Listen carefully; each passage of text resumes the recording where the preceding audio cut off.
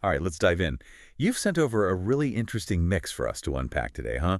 We've got a deep dive into the geology and geography of the Canary Islands, some firsthand accounts of trips to Gran Canaria and Lanzarote, and even a sailing adventure in Majorca. It's like a whole Mediterranean smorgasbord of information.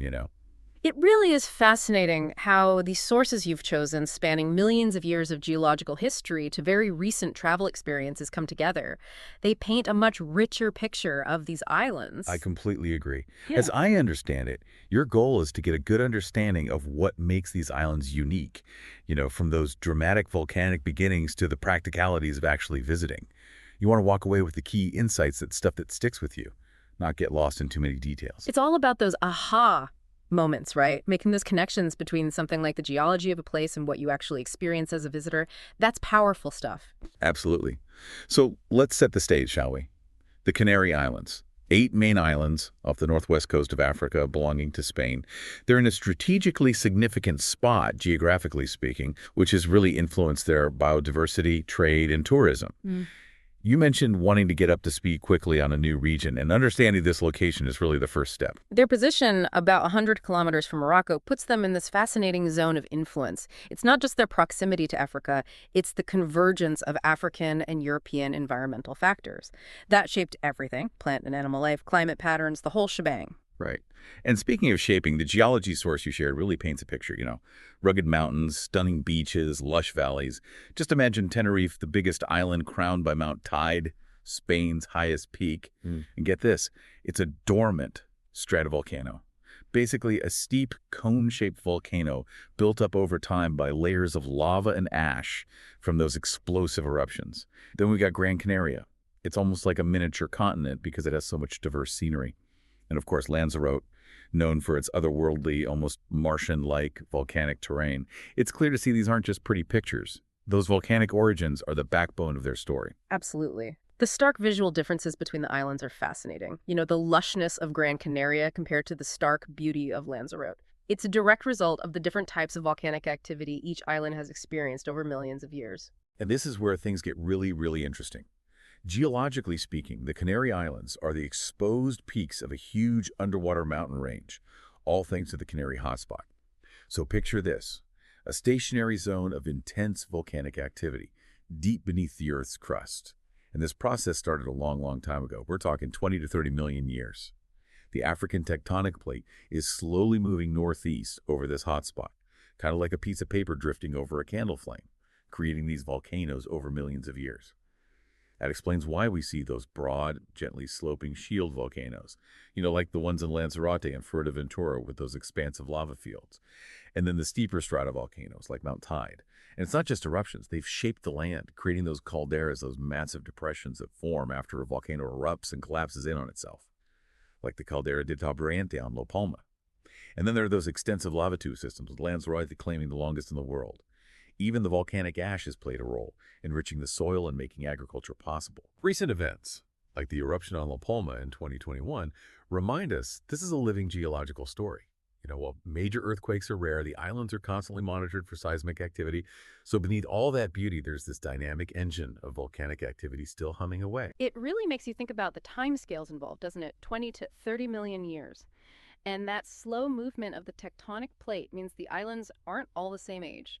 The easternmost islands, like Fuerteventura and Lanzarote, are the oldest, while the western islands are the youngsters. And you're right, the different types of volcanoes are like clues. They tell us about the magma, the eruptions, everything. Those calderas and lava tubes are like time capsules from the past. And the La Palma eruption really drives home the point. These islands may be holiday destinations, but they're still very much a product of ongoing geological processes. And speaking of destinations, let's shift gears a bit and look at those travel experiences you sent over. The blog post about the trip to Gran Canaria in July 2023, the one where they encountered some intense heat. High 30s, low 40s Celsius. Wow. It really impacted their trip. Outdoor activities were limited. Air conditioning was a must. It even made them reconsider future summer travel plans, which is relevant given all the climate discussion that's happening these days. Despite the heat, they still appreciated Gran Canaria's multicultural vibe, its duty-free status. It's part of Spain, but not in the EU's VAT area. good roads for getting around by car, and friendly locals who are used to tourists. They specifically recommended the Maspalomas Dunes. They pointed out they're not actually formed from Saharan sand like a lot of people think. They're ice age deposits shaped by the wind, which really highlights that long geological history we were talking about. And they stressed the importance of staying on marked paths to protect that unique environment. They enjoyed exploring areas like Puerto Rico, Playa Amadores, Puerto de Mogan, and the old town of Las Palmas. They mentioned some historical landmarks, the Casa de Colón, where Christopher Columbus stayed, and the Cathedral of Santa Ana. They even got to visit a hillside vineyard, the Bodega Señorío de Cabrera, a rum distillery called Arejucas, and what it says is Europe's only coffee plantation, San Pedro. And they mentioned Pico de las Nieves, the highest peak for those who like to hike, but maybe not in July. It's amazing how much weather can impact a trip. But what's interesting is that even with that extreme heat, they still found plenty to appreciate. It speaks to the diversity of Gran Canaria. From those ancient dunes, which, as you said, tie back to the island's deep geological history, to the cultural richness of Las Palmas and those unique agricultural endeavors, it's a reminder to look beyond the obvious and discover those hidden stories. Right. And you shared several accounts from Lanzarote. This one from 2019 described it as a place that's got something for everyone. Activity holidays, laid-back breaks, or a mix of both. They talked about that year-round sunshine, subtropical climate. Very popular with Irish travelers, apparently, especially for escaping the winter. They highlighted those striking black volcanic beaches, the almost lunar landscapes of Timanfaya National Park, the local markets, and the different nightlife scenes in Puerto del Carmen, which is livelier, and Costa Teguise, which is more laid back. And there's this really fascinating thread running through Lanzarote, the influence of the artist César Manrique. His installations like Jaumeos del Agua and the Cactus Garden are just incredible. They're a must-see for anyone visiting. Lanzarote really is a place of contrast, isn't it? You've got those dramatic, almost otherworldly volcanic landscapes, especially in Timanfaya, coexisting with those more traditional resort areas. And César Manrique, his impact on the island is undeniable. He had this vision of integrating art and architecture with the island's natural beauty. And he really succeeded. It's a kind of harmony between humans and nature you don't often see. Yeah, and that 2020 Lanzarote account from December, that one gives a very different perspective because of COVID. This trip involved renting a property in Playa Blanca and relying on a car to get around, just to minimize any potential risk. A lot of tourist spots were closed and masks were required everywhere, public spaces, even the beach except when swimming. And even then, they had to stay in their own distance pod in the water. Really paints a picture of what travel was like back then, you know? A historical snapshot, right. It shows how completely world events can change something as personal as a holiday. Travel became all about risk mitigation, navigating a world where so many things were shut down. It highlights that adaptability we all had to find. For sure. And jumping ahead to August 2021, we see that shift back towards normalcy. This Lanzarote trip was a stay at the Farallones Hotel in Puerto del Carmen, and they mentioned it had been upgraded. More places had reopened, although masks were still required indoors. The upgrades to the hotel stood out. The infinity pool, the improved beach access, and it sounds like the surrounding area was bouncing back with new businesses opening up, a real sense of recovery there. Right, resilience. Yeah. That gradual return to a more familiar travel experience, with hotels investing in those upgrades and new businesses popping up, a sign of optimism for the future of tourism on the island. Okay, let's hop over to a different island now, Majorca. You included an account of a sailing trip from July 2018, described as an active holiday, with options for bareboat sailing, where you're the captain, or joining a flotilla for a bit more support, especially for less experienced sailors. They really emphasized what a unique way it was to see the coastline. Found the locals very friendly. They recommended visiting Palma, the capital, and highlighted that feeling of freedom, the variety of ports and beaches, and a really special trip to Isla de Cabrera. That's a whole different way to experience an island, isn't it? Sailing around Majorca, discovering those hidden coves and beaches you just wouldn't find otherwise. The bareboat versus flotilla distinction is a good one because it shows there are options for different levels of experience and comfort with sailing. And that recommendation to visit Palma reminds us that Majorca offers a blend of adventure and city life. Right. And speaking of Palma, you included a couple of pieces focused on city breaks there. They really highlighted the stylish feel of Palma, great restaurants, shops, that vibrant cultural scene. They suggested staying at the Saratoga Hotel. And they even included a 4-day itinerary.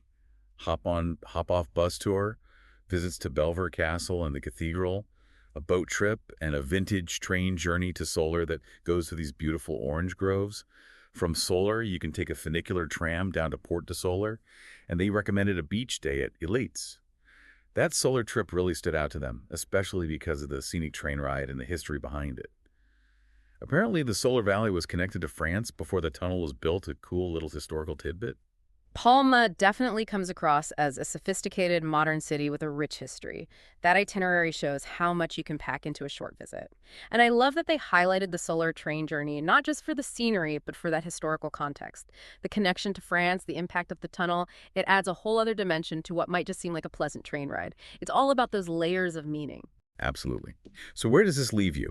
You now have a really good overview of the Canary Islands and a taste of Mallorca. We've gone from those immense forces that shaped the Canaries and continue to shape them to those more recent experiences of travelers dealing with everything from unexpected heat waves to a global pandemic. It's clear these islands have a lot to offer. Gran Canaria stands out for its diverse landscapes, that taste of local life.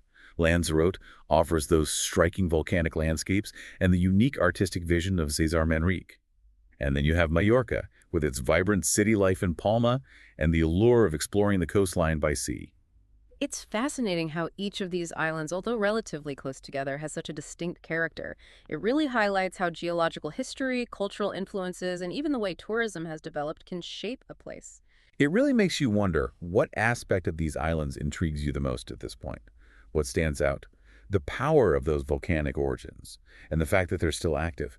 The way tourism has adapted and shown resilience in the face of challenges. Or maybe the call of the open sea and exploring the Majorcan coastline.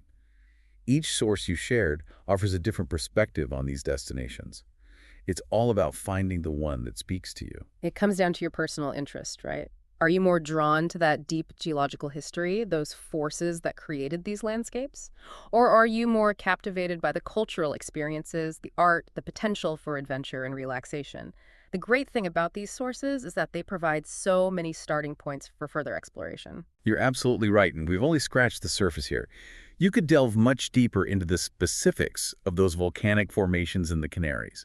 You could explore the full extent of Manrique's legacy on Lanzarote, or really map out those sailing routes and hidden coves around Majorca. But hopefully this deep dive has given you a clearer picture of what these islands offer and sparked some ideas for where you might want to focus your attention next. Thanks for sharing these incredibly diverse sources. They've really helped us paint a vivid and multifaceted picture. They really have. And thinking about that active volcanic hotspot beneath the Canary Islands, it's a reminder that even places we see as stable and unchanging are constantly being shaped by forces beyond our control. That dynamic relationship between our human experience and those vast geological processes is something to contemplate, isn't it? It certainly is. It's a good note to end on. Thanks again for joining me for this deep dive. It's been a pleasure. Until next time. Goodbye.